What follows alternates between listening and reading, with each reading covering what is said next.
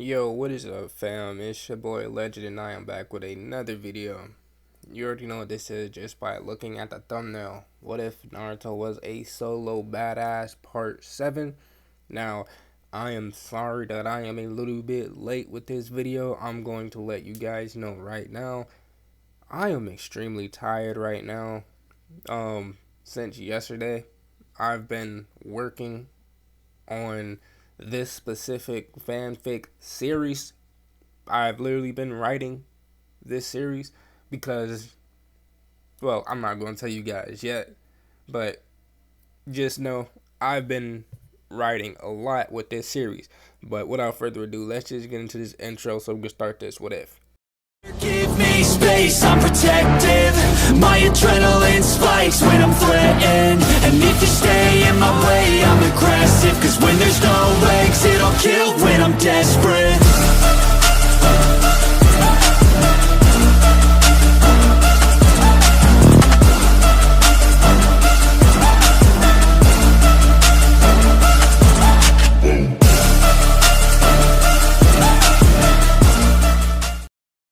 The air inside the abandoned apartment was thick with dust and the faint scent of rot, stale reminders of the years it had been left to decay.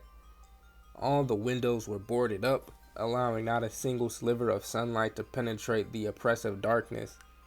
The only light came from a flickering overhead bulb in the stairwell, casting an eerie shadow down the crumbling corridor. This place had once been Naruto's own, his sanctuary in the red light district, a forgotten corner of the village where the broken and damned wandered unseen. Now, it served a new purpose, a crucible. The sharp exhale of a young girl echoed down the hallway, followed by the sound of bare feet padding silently over the cracked wooden floor. Moegi's small frame moved through the shadows like a ghost, alert, controlled, and dangerous. Her body trembling not from fear but from exhaustion. Sweat soaked her training shirt and dripped from her ends of her orange ponytails, darkening the collar of her top. Her legs were sore, her hands bruised, and her lip was split from the last clone encounter. But she pushed on.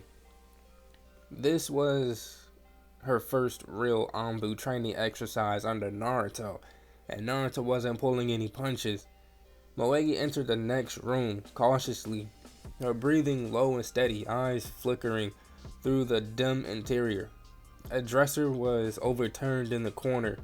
A cracked mirror reflected a silhouette moving just behind her. Her heart pounded. The clone lunged from the shadows with a snarl, its reinforced body enhanced by a jutsu Naruto had designed specifically for this exercise. This wasn't a spar, this was a life or death simulation.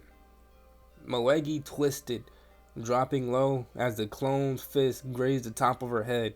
She used her momentum to sweep his legs out from under him. But the clone didn't fall, it pivoted and grabbed her wrist. In that split second, she didn't think, she reacted.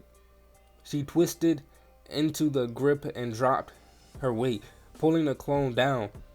Her other hand locked around the wrist and twisted hard, a modified Kimura technique. With a grunt, she disarmed the clone, wrenching the kunai from his grip and plunging it into his chest before he could recover. Poof. Smoke filled the room as the clone disintegrated. Moegi fell to her knees, panting hard. Her body screamed at her to rest, but she ignored it. She stood, bloodied, bruised, and feral. There were still more rooms, still more enemies. This wasn't about comfort. This wasn't even about winning. It was survival. Naruto's voice echoed in her head from earlier that morning. You want to be my shadow? Then act like one. Shadows don't complain, they don't hesitate, they kill. Moegi moved forward. Another room, another clone. This one rushed at her with a tanto in hand. She didn't backpedal.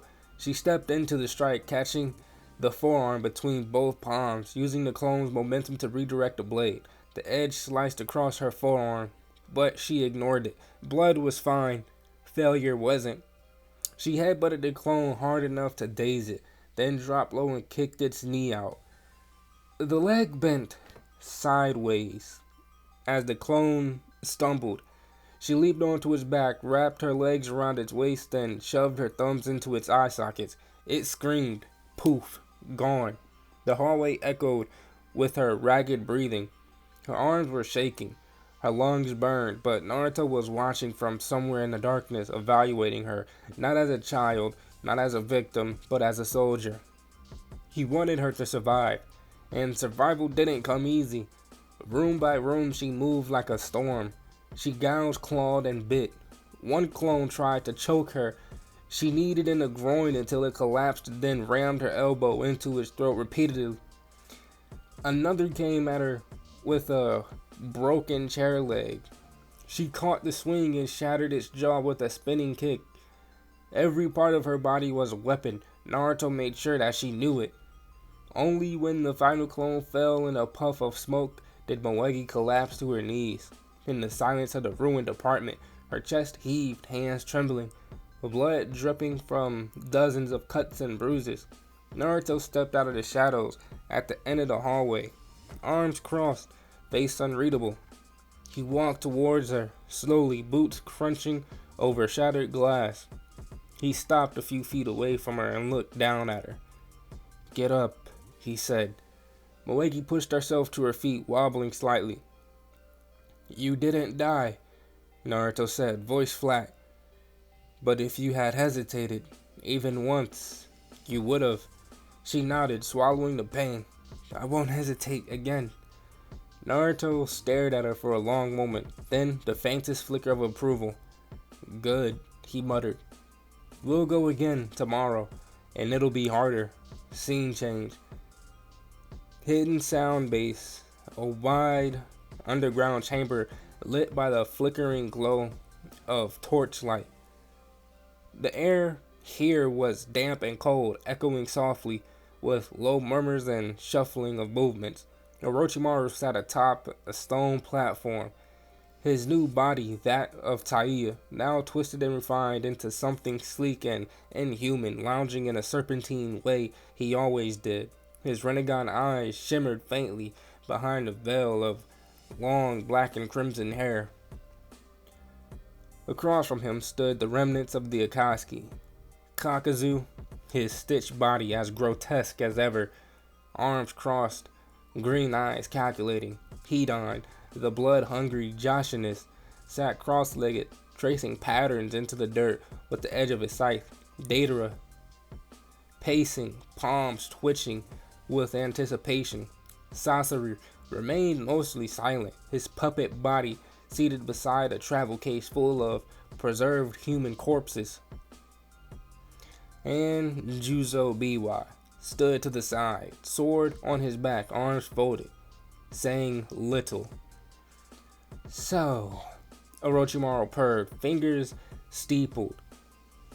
"The invitation stands. Join me, and I will give you what you desire most." Kakazu snorted. "You offer me money?" "I offer you villages to plunder," Orochimaru replied smoothly, "and no one to stop you." Kakazu nodded. "That was enough." "And you, Sasori?" "I want fresh bodies," the puppet master said, "and silence while I work." "You'll have both." Juzo gave a small grunt. "I've got no plans, so why not?" Deidara laughed, wild and arrogant. "You think I need you to spread my art? To show the world true beauty and destruction?" Orochimaru's smile sharpened. "No, but I think you might be stupid enough to try and blow up what I'm building." Without warning, a snake shot from Orochimaru's sleeve. Deidara barely had time to react. The serpent pierced his throat. He fell to his knees, clutching at the wound, eyes wide with disbelief. His last breath gurgled out in protest as his body slumped. Hidan blinked and looked up. Well, that was fun. Guess I'll be leaving now. Go, Orochimaru said flatly. You amused me, but you posed no threat. The immortal shrugged and vanished into the shadows. Juzo stepped forward, unflinching. Orochimaru turned to him and extended a hand. Welcome to the new Sound Village. Scene change. Konoha outskirts, near a small bridge. Evening had set in. The sky was stained orange, and a gentle hum of cicadas filled the air. Naruto sat by a small wooden bridge near the outskirts of the village, legs dangling over the edge as he stared at the flowing water beneath. He wasn't in his usual attire. No armor, no mask, just simple black pants and a gray shirt. He needed this. Silence, distance. A place to breathe and clear his head from the storm inside. The memories clawed at him. The taste of Kushina's lips still burned into him. The way Ino had looked at him when she found out. The shame, the confusion. He should have felt stronger, but he just felt hollow. Mind if I join you? Came a soft voice, but firm. He turned slightly. Gurren. She sat beside him quietly, hands resting in her lap. For a while, neither spoke. The gentle babble of the brook carried their thoughts. How was your day? She asked eventually. Naruto sighed. Tiring. Just finished training my little shadow. Gurren raised an eyebrow, intrigued. Shadow? He nodded. Moegi, the girl I rescued from Orochimaru. She wanted to train under me. She said she wanted to be like me, go on missions with me. Gurren smiled gently. So now you have two women who see you as a hero.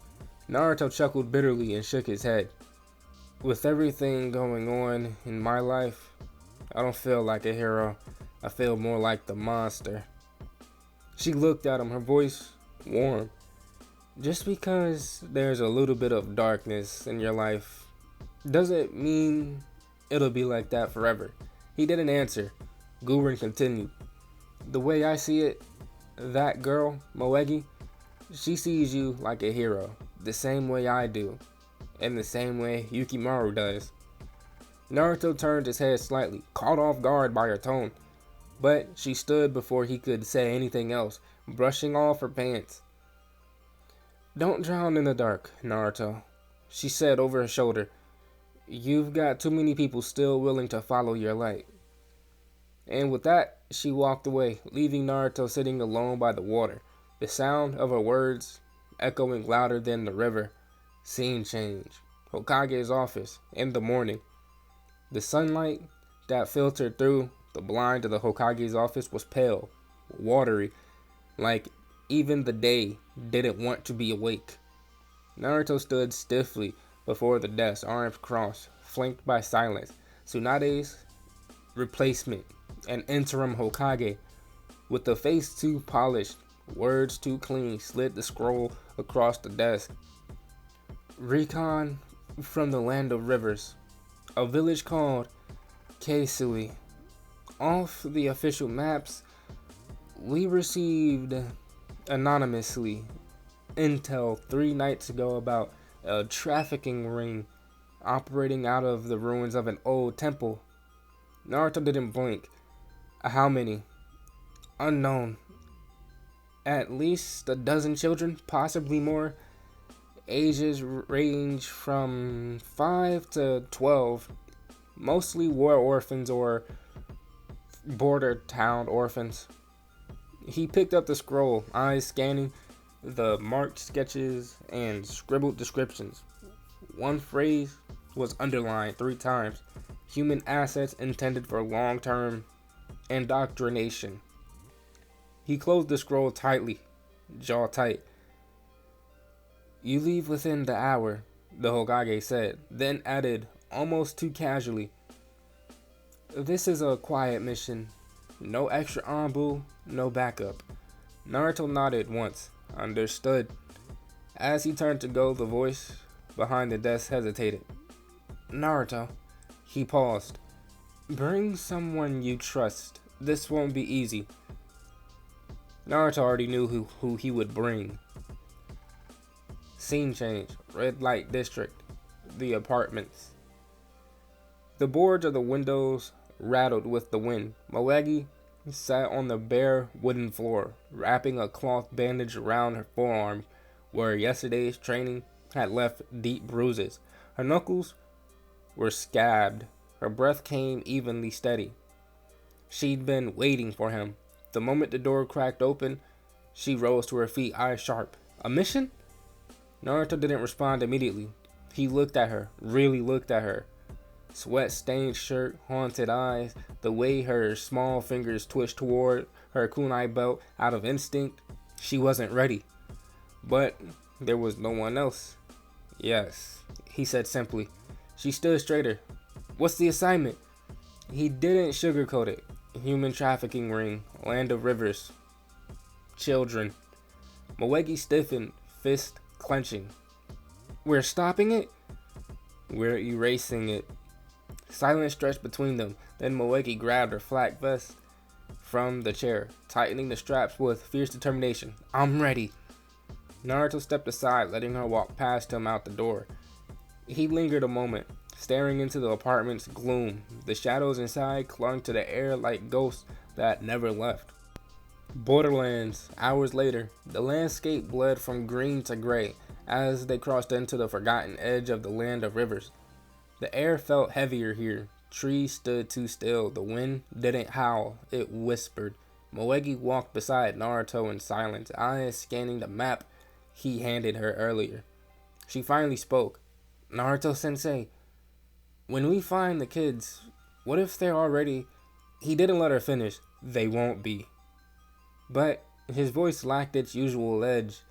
The village of Keisui waited in the valley below, half buried by forest, swallowed by fog, a place not on any map, a place not meant to be remembered.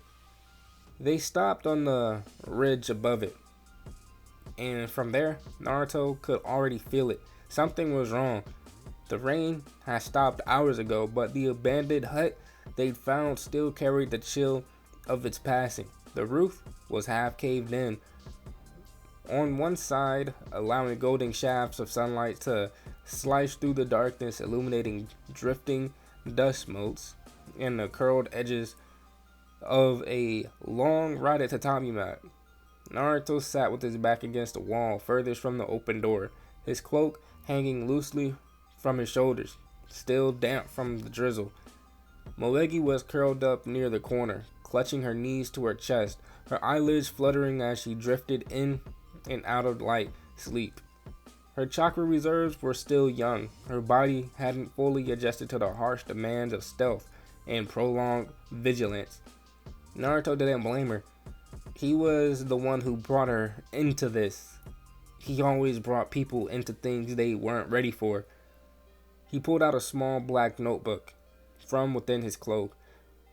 The pages were worn, some creased and others faintly smudged with dirt and blood. The first few pages contained trembling handwriting from a few weeks ago, penned during the desperate rescue of this very girl from Orochimaru's hellish lair. He flipped to a blank page, the soft scratch of pencil breaking the silence. Mission record, Operation Kayesu. His handwriting was methodical, slow. He had to make sure it was all real, that this wasn't another dream, another lie wrapped in genjutsu. Assigned by Interim Hokage Shizune, Lady Tsunade is unavailable due to mass casualty incident in Southern District Hospital. Report indicates she overseeing critical triage following forest fire in Training Zone 7. There is no briefing from her directly. He paused. His pencil hovered over the paper for a moment before continuing. Accepted mission within 1 hour. Objective: dismantle child trafficking ring operating in the border region known as the Bonewood Trail, centered around makeshift settlement identified as Keisui.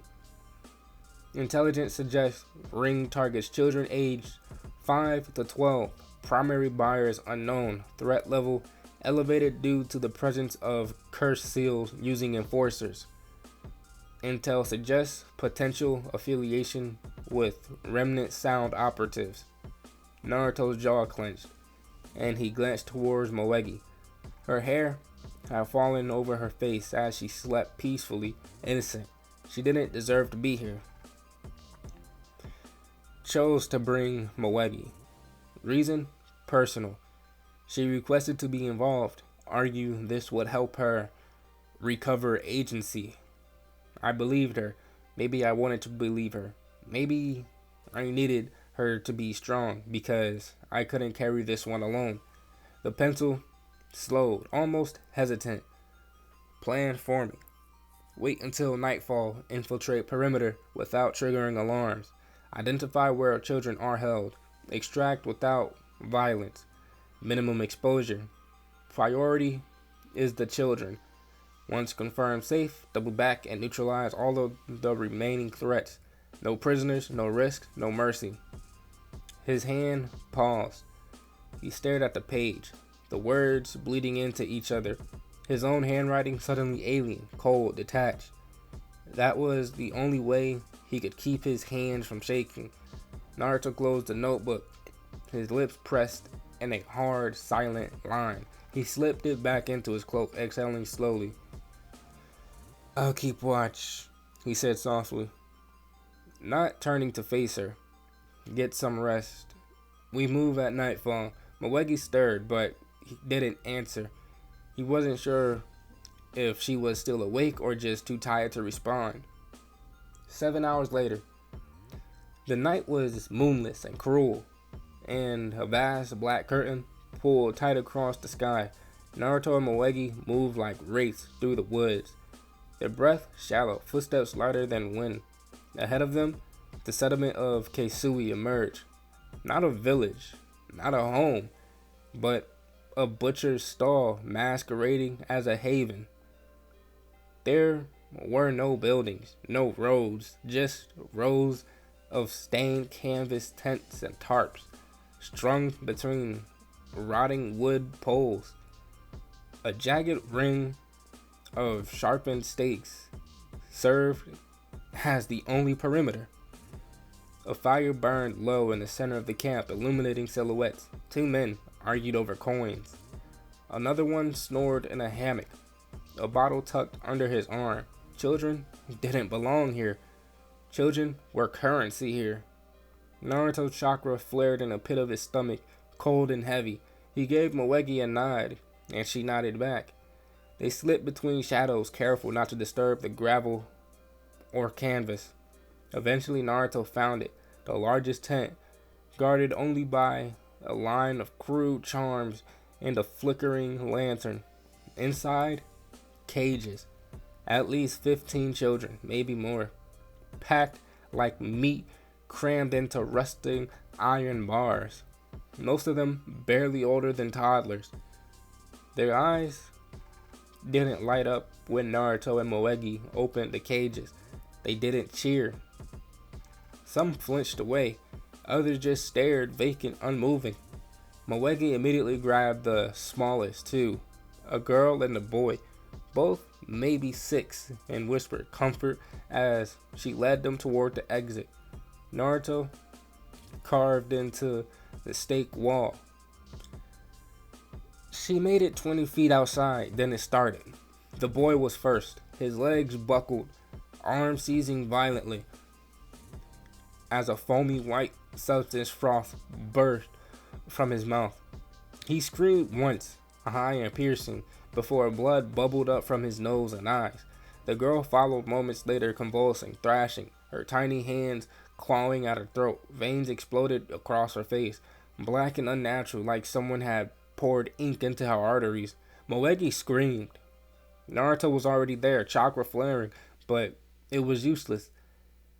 They were gone within seconds, lifeless, limbs twisted unnaturally, faces frozen in silent terror. The children, still in the cage, had watched everything. Whatever light they still had left inside them died with that sight. Moegi fell to her knees in the dirt, trembling, one hand still clinging to the boy's shirt. Naruto, Naruto, the seal. You can break seals, right? You know how to remove it. Tell me you know how to remove it. Naruto didn't answer at first. His mouth opened, but nothing came out. Not denial, not reassurance, just silence, hollow and complete. He dropped to a crouch beside one of the bodies, eyes wide as he examined the thin, ink-like markings that had spread across the child's spine. A modified curse seal, complex, laced with chakra triggers and biological feedback loops. Beyond anything he'd seen in the field, it wasn't a threat. It was a death sentence. I I I I I don't know how to stop it, he whispered. Moegi looked at him like he'd stabbed her. What do you mean you don't know how to stop it? You're a Naruto. You fought monsters. You saved people. You got me out. You got me out. I thought I could, Naruto murmured. His voice was broken glass. I thought I could save them before it was too late. Moegi began to sob, loud and ragged, curling in on herself as she clutched the boy's limp hand. Inside the village, the wind shifted, a faint chime of a bell. One of the guards stirred. Naruto stared at the children still trapped behind bars. No one cried. No one screamed. They just watched, hollow and defeated. Whatever hope they had died with those two kids. Naruto knew this was only the beginning. Moegi's sobbing was too loud. Naruto slapped a hand over her mouth, his eyes wild and furious beneath his Anbu mask. His voice, though low, carried the weight of iron. "Shut the fuck up," he growled. Not out of cruelty, but necessity. "Do you want them to hear us? You'll get the rest of them killed too." Moegi's tear-filled eyes widened. She immediately nodded, her cries strangled and silent now, the terror in her chest compressing into shame. Naruto slowly pulled his hand away, jaw clenched, emotions boiling under his skin. They returned to the tent, where the remaining children sat in the silence of the absolute despair. The air was thick with the stench of rot and human waste. The kids, gaunt, bruised, broken, barely reacted to the two shinobi stepping back inside. Naruto took one hesitant step forward, about to speak. "Kill us," one of the boys said. Naruto froze. His mind struggled to register the words, his body stepping back as if physically struck. What did you just say?" Another child, a different boy, maybe 8 years old, looked up at him with dull, lifeless eyes. "Please, kill us. We don't want to die like they did." Naruto's throat tightened so suddenly it stole his breath. Moegi covered her mouth with both hands, her eyes leaking silent streams of tears. More kids began murmuring in low voices, not sobs, not pleas, resigned acceptance. A girl with fractured fingers mumbled, "They said we'd die if we ever left, but you can make it quick, right?" Naruto's voice cracked as he yanked off his mask, revealing the face beneath, young but aged with burden. His blue eyes were glassy and rimmed red. "I'm not doing that. There has to be another way." Then came the voice that undid what little strength he had left. "You're the only one strong enough to send us someplace safe," a little girl whispered, "even if it's not here." Naruto collapsed to his knees. The air sucked from his lungs as if punched in the chest. He covered his face with his hands, but it couldn't stop the sobs. His body trembled. Beside him, Moegi knelt too, her shoulders shaking in silence. She didn't make a sound. She couldn't. The kids didn't cry. They just waited. After a long, horrible minute, Naruto wiped his eyes, steadying his voice. "Don't look," he said softly. Moegi turned around, her hands trembling. One by one, Naruto moved to each child. He hugged them gently, lovingly. He whispered something to every single one of them, things only they would hear. Words of kindness, of apology, of love. Then with precise movements and tears still streaming, he gave each child mercy, quick and painless. 13. When the last child's chest still, Naruto gently laid beside the others. He stood and placed the mask back over his face, his voice now frozen in ice, cut through the still air. "Let's go." What followed was not a battle. It was a slaughter. Naruto and Moegi moved with surgical wrath. The first guard barely had time to blink before a kunai severed his throat. The second died in fire. The third impaled. One tried to run. Naruto caught him with the wind blade straight through the spine. None were spared. Every trafficker, every enforcer, every monster in that camp, dead. When the blood stopped spilling, Naruto and Moegi spent the next several hours digging graves with their bare hands. The 13 children were buried side by side alongside the 2 who had died outside the perimeter. Naruto took his cloak off and laid it over the smallest grave, covering the girl who had asked him for release. When it was done, Naruto sat down against a tree. The moon returned. He pulled out his black notebook and flipped to a new page. The writing was fast, furious, uneven at first, but every word was deliberate. Mission report, Operation Keisui, final entry. Initial infiltration successful. No resistance encountered. Located target location with ease. 15 children found in captivity. Camp perimeter weak. Guard rotation irregular. Zero suspicion raised during entry. Mission was progressing as planned. Objective, secure and extract children undetected. Planned exit route secured. Moegi and I initiated evacuation. Failure point. Curse seals. Highly advanced curse placed on the children. Fatal trigger activated upon crossing perimeter. Symptoms: full body seizure, vascular rupture, neurological collapse. 2 children died within seconds of exposure. No way to counteract in time. No information provided regarding seals in mission briefing. Secondary failure. Moegi's response compromised stealth. Emotional distress triggered audible sobbing. Potential threat to mission integrity. Immediate silence enforced. Remaining children expressed desire for death. Not out of malice, but out of mercy. They begged repeatedly.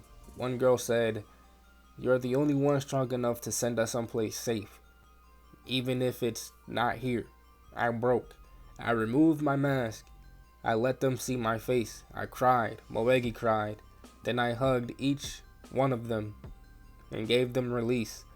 13 mercy kills. All were willing. All understood. After execution, mask reapplied. Moegi and I eliminated all hostiles in camp. Confirmed kill count, 27 traffickers. Camp destroyed, no survivors. Buried all 15 children. No name, no identities, only memory. Mission successful, objective complete. But it will never feel like a success. Naruto closed the book with shaking fingers. His tears had long dried, but the weight of what he wrote clung to him like iron chains. He and Moegi started walking. 2 days passed in silence. They shared food, but no words. They slept side by side, but didn't dream.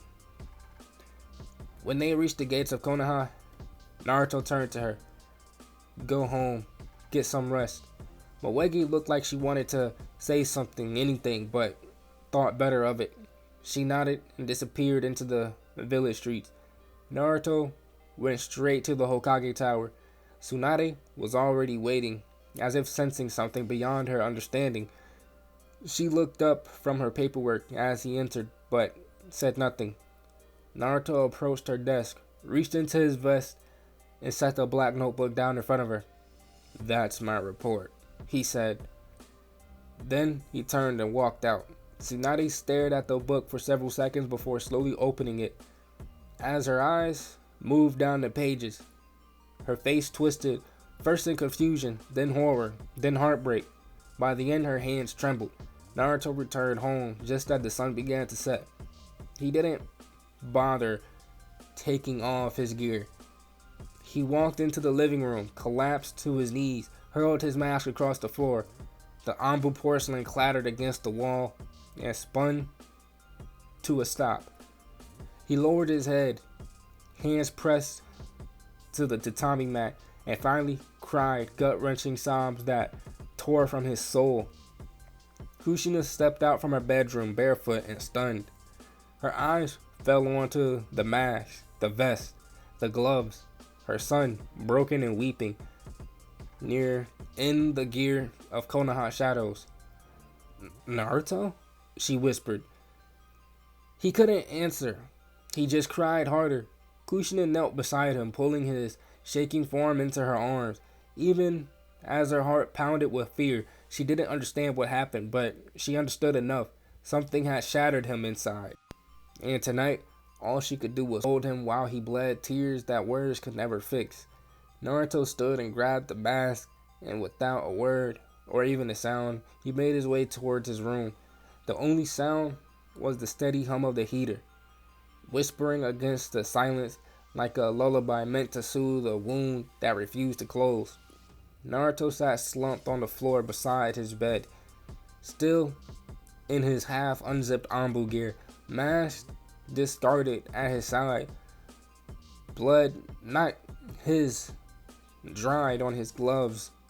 Beneath his nails, 13 kids. He counted them, even as he closed their eyes. He hadn't cried. Not in front of them, but now he couldn't.